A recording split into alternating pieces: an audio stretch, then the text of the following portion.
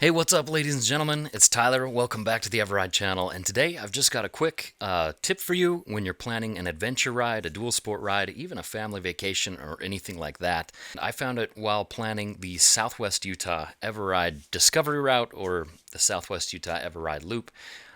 Trying to find routes through different towns that are appropriate for different times of the year because it's really, really hot in St. George right now, where I live in the very southwest corner of Utah, and I would like to go have a route where I can ride in the heat of the summer.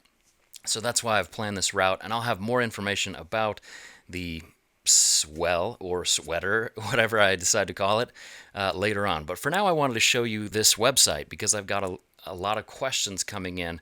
Hey, should I ride Moab in August? I had a recent gentleman ask.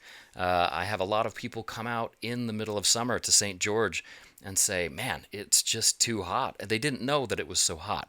This is going to save your trip. It's going to save your money, especially while gas prices are so high right now.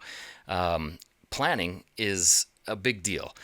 So let's take a look. The website is called WeatherSpark.com. It's just going to give us like an average climate and temperature and things like that year round. Now, this chart right here is the coolest chart.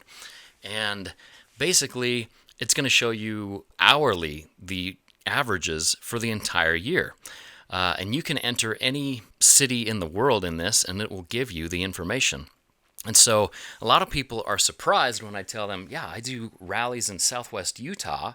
The best ones to come on are in the middle of winter, January, February, December, and people are like, Utah. And, they're surprised to hear that riding in Utah is good in those months. But in southwest Utah, we're basically Arizona, yeah, it is. The rest of Utah, and indeed the rest of the country, is covered in a blanket of snow. But southwest Utah is a great place to ride during those times when it's cold. Let me show you real quick just what we're looking at here. In those months, yeah, we usually get started riding at about noon, and we'll ride till about 6. And you can see this is when it's nighttime in this shaded area down here, and in the shaded area up here. So these are your hours of daylight, and these are the prime hours to ride during the winter because it's cold, which means down here, yeah, it's between 45 and 55 degrees Fahrenheit. I think that's a very comfortable temperature to ride in. Cool temperatures, also nice to ride in. Comfortable between 65 and 75, and then warm between 75 and 85. So basically, we've got from May until January, and then from maybe October until December. That's when my rally seasons are, and that's how I'm planning these routes on the sweater. Now, another thing that's cool about this is you can compare two different cities. Let's go ahead and do that. Let's go ahead and compare this to like Moab, Utah, USA. And you can look at that. And I don't know why they condense the graphs like this. It's kind of annoying. But you can still see all the same data that you want to see. Moab is going to be a little less hot, but in the the winter months, it's going to be freezing for a lot of the day and then very cold during a lot of the day as well. It depends on what your definition of comfort is and how you want to ride. I mean, obviously you can ride in freezing weather and you can ride in very hot weather, but it might not be safe. Maybe you're riding alone and don't want to chance that. But it's pretty cool. But this site has all kinds of information. Clearer skies, if that matters to you.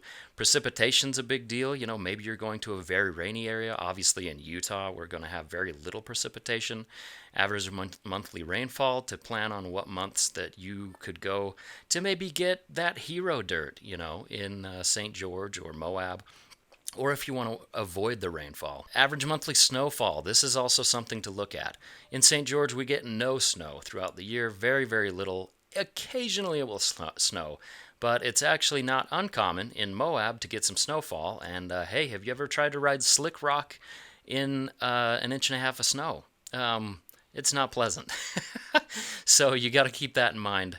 Hours of daylight, chance of muggy conditions or humidity, very low in Utah. Average wind speed, this is a big deal because maybe you hate the wind because you're going to be taking a long-range adventure trip, or maybe you're going to be off-road a lot, and that wind is going to be a good thing because it's going to blow the dirt off of the trail.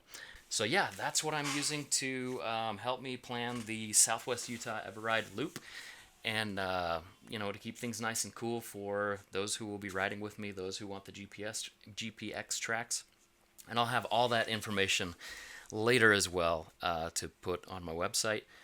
And that's all coming up. But yeah, just an interesting tool for you there to plan your summer trips. I get asked all the time, when should I come to Utah? When should I go ride Moab? When should I ride the Alpine Loop in Colorado? All the passes. And basically, this is the information that you need. So hopefully that helps you guys out. I love your guys' questions. If you have any other questions, you can leave a message on the website, whatever you need. But yeah, this is why I came up with this video, because I had so many people asking about riding in St. George in the summertime, riding in Moab, and I have to say it's not comfortable. It's not safe, in my opinion. So it's definitely doable, but there are definitely better places to ride. So anyway, hopefully that helps. Much love as always. Everride out.